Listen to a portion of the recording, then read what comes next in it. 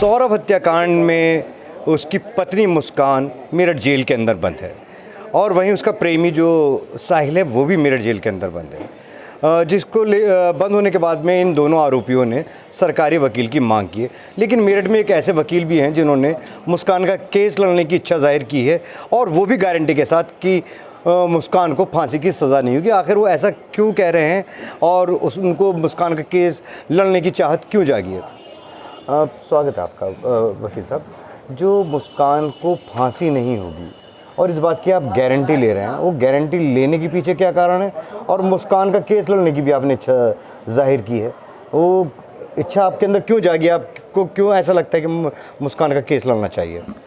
मुस्कान का जो केस है वो परिस्थिति साक्ष्य पर आधारित है, डायरेक्ट एविडेंस कोई नहीं है।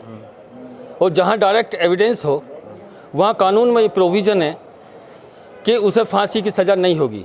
फांसी की सज़ा के लिए धारा 299 आईपीसी को कवर करना होता है, अगर कवर नहीं है तो नहीं होगी।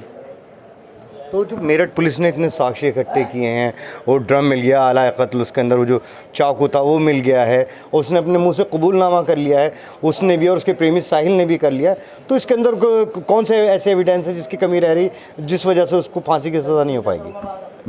उन्होंने पुलिस अभिरक्षा में कन्फेशन किया है। पुलिस अभिरक्षा में किया गया कन्फेशन साक्ष्य में ग्राह्य नहीं है, और जो चीज़ साक्ष्य में ग्राह्य नहीं है उसके आधार पर आजीवन कोई भी सज़ा नहीं हो सकती।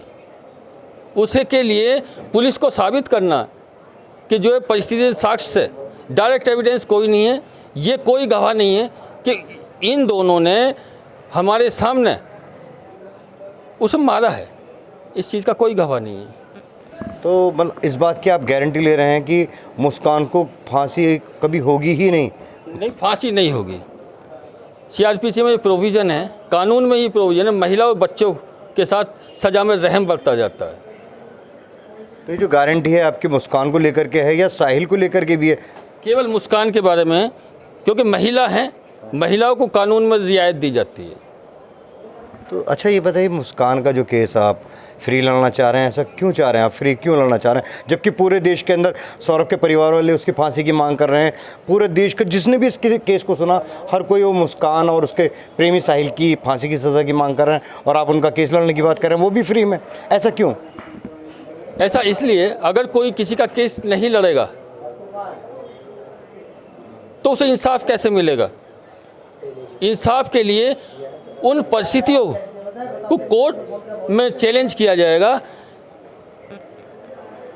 जिससे सज़ा होती है।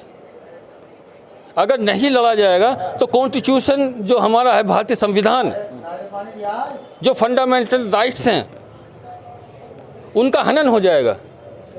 उससे बचने के लिए या उससे बचाने के लिए मैं जो उनका केस लड़ने के लिए तैयार हूँ।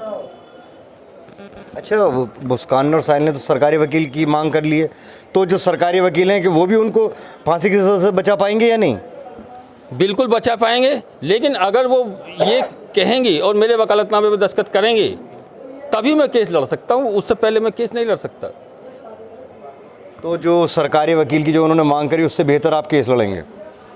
सरकारी वकील हैं, वो अपने हिसाब से चलेंगे। मैं क्रिमिनल लॉयर हूँ, मैं अपने हिसाब से चलूँगा। ये थे मोहम्मद इकबाल एडवोकेट, जिन्होंने गारंटी ली है कि मुस्कान को फांसी नहीं होने देंगे, लेकिन साहिल के बारे में इन्होंने उसका केस लड़ने से भी मना कर दिया है। मेरठ से नईम सैफी, टाइम्स नाउ, नव भारत। मेरठ के ब्रह्मपुरी इलाके में हुई सौरभ हत्याकांड इस वक्त सुर्खियों में है। मुस्कान ने अपने आशिक साहिल के साथ मिलकर जिस तरह से अपने पति सौरभ की हत्या की, इसके बारे में जिसने भी सुना वो सन्न रह गया। आखिरकार एक पत्नी इतनी बेरहम कैसे हो सकती है? साहिल इसी घर में रहता था और यहाँ से चंद कदमों की दूरी पर ही मुस्कान का घर है। दोनों एक दूसरे से प्यार करते थे, लेकिन शायद ही किसी को पता होगा कि इन दोनों के प्यार का कॉकटेल इतना भयानक होगा।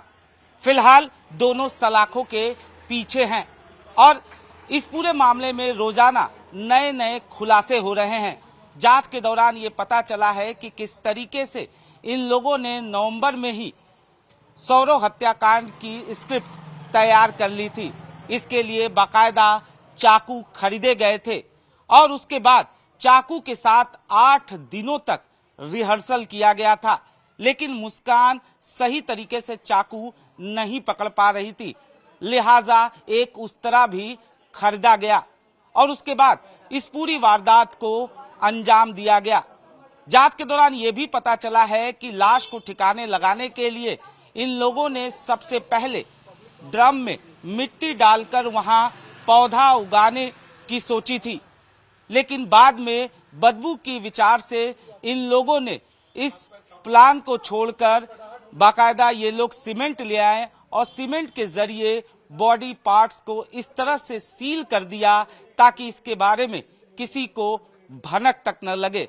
बहरहाल अब दोनों सलाखों के पीछे हैं और पुलिस इस पूरे मामले में जांच कर रही है। जांच के दौरान ये पता चला है कि सौरव हत्याकांड की साजिश की जो स्क्रिप्ट तैयार की गई थी और उस स्क्रिप्ट के अनुसार जो सामान लाए गए थे वो सामान सौरव के पैसों से ही खरीदे गए थे। दरअसल मुस्कान ने सौरव के पैसे ही से ही उसकी हत्या की साजिश की थी। जो भी सामान खरीदे गए थे, चाहे चाकू की बात की जाए या सीमेंट या ड्रम की बात करें या दवाई की, ये तमाम सामान जो है ऑनलाइन खरीदे गए थे।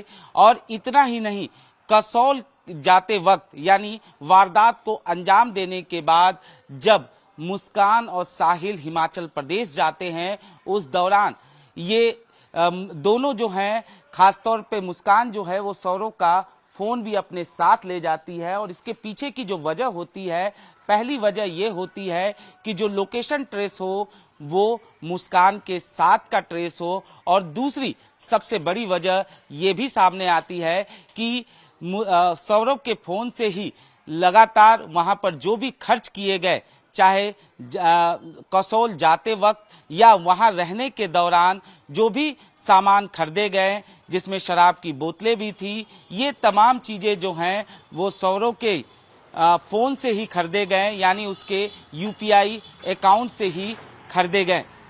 इतना ही नहीं, जांच के दौरान ये भी पता चला है कि मुस्कान के अकाउंट में सौरव ने 80,000 रुपया एक खास मकसद से ट्रांसफर किया था।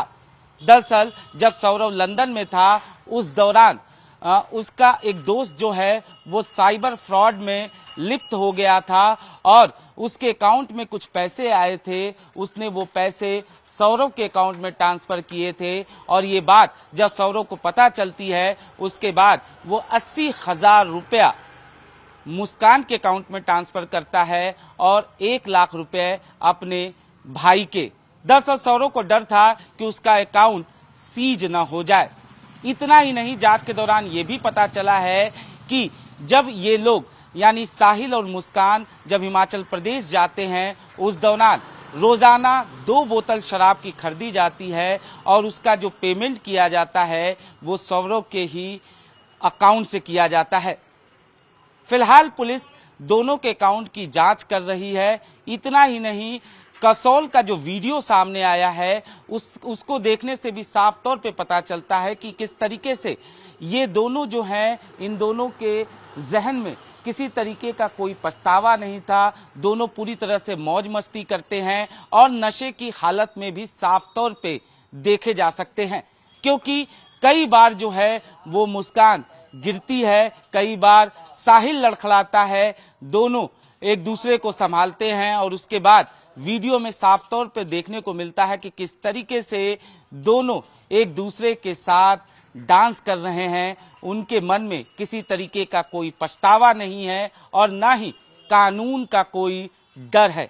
और इसके पीछे की जो वजह थी वो साफ थी कि जिस तरीके से लाश के टुकड़े कर कर उसे पानी के ड्रम में सीमेंट के जरिए सील किया गया था, मुस्कान को उम्मीद थी कि जब तक वो मेरठ पहुंचेंगे तब तक शायद बॉडी डिकम्पोज हो जाए। फिलहाल पुलिस दोनों के अकाउंट को खंगाल रही है और इस पूरे मामले की कड़ियां जोड़ने की कवायद की जा रही है। कैमरामैन हरिंदर के साथ अनुज मिश्रा, टाइम्स नाउ नव भारत, मेरठ।